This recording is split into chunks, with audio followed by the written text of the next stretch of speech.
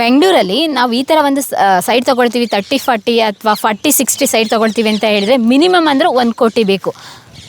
Maximum ಅಂದರೆ ಲೆಕ್ಕನೇ ಇಲ್ಲ, ಏರಿಯಾ ಮೇಲೆ ಡಿಪೆಂಡ್ ಆಗುತ್ತೆ. ಆದರೆ ನೀವು ಈ ಥರ ಔಟ್ಸ್ಕಟ್ಟಿಗೆ ಬಂದು ತೊಗೊಂಡಿವಿ ಅಂತ ಹೇಳಿದಾಗ ಎಷ್ಟು ರೇಟ್ ಇರುತ್ತೆ ಏನು ಅಂತೆಲ್ಲ ಡೌಟ್ ಇರುತ್ತೆ. ಅದನ್ನೆಲ್ಲ ಯೋಚನೆ ಮಾಡೋದು. ಬನ್ನಿ ಅವರನ್ನೇ ಕೇಳೋಣ.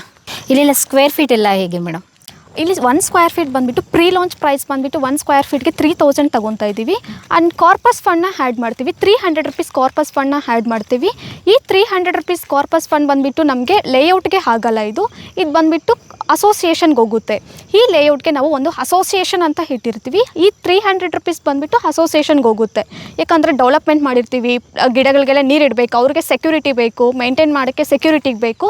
ಸೊ ಈ ಮೇಂಟೆನೆನ್ಸ್ ಚಾರ್ಜಸ್ ಎಲ್ಲ ಕಾರ್ಪಸ್ ಫಂಡಿಗೆ ಹೋಗುತ್ತೆ. ಪ್ರೀಮಿಯಂ ಪ್ರೈಸ್ ಬಂದುಬಿಟ್ಟು 1 ಸ್ಕ್ವೇರ್ ಫೀಟ್ಗೆ 3000 ಮಾಡ್ತಿದ್ದೀವಿ.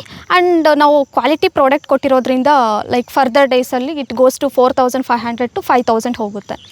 3000 ಇರೋದು ಇನ್ನು ಸ್ವಲ್ಪ ದಿನ ಆದಮೇಲೆ 5000 ಆಗುತ್ತೆ. ಯಾಕಂದರೆ ಇವರು ಪ್ರೀ ಲಾಂಚಿಂಗ್ ಅಂತ ಹೇಳಿ ಇಷ್ಟು ಕಡಿಮೆ ಬೆಲೆ ಇಟ್ಟಿದ್ದಾರೆ. ಇನ್ನು ಸ್ವಲ್ಪ ದಿನ ಕಳೆದ್ರೆ ಲಾಂಚ್ ಆದಮೇಲೆ ಎಷ್ಟು ಬೆಲೆ ಇರುತ್ತೋ ಹೇಳೋಕ್ಕಾಗಲ್ಲ.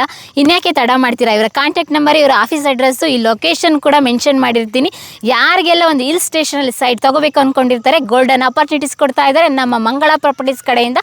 ಗೋಲ್ಡನ್ ಹಿಲ್ಸ್ ಲೇಔಟ್ಗೆ ಒಮ್ಮೆ ವಿಸಿಟ್ ಮಾಡಿ, ಡಾಕ್ಯುಮೆಂಟ್ ಎಲ್ಲ ಚೆಕ್ ಮಾಡಿ ಸೈಟ್ನ ಬುಕ್ ಮಾಡ್ಕೊಳ್ಳಿ.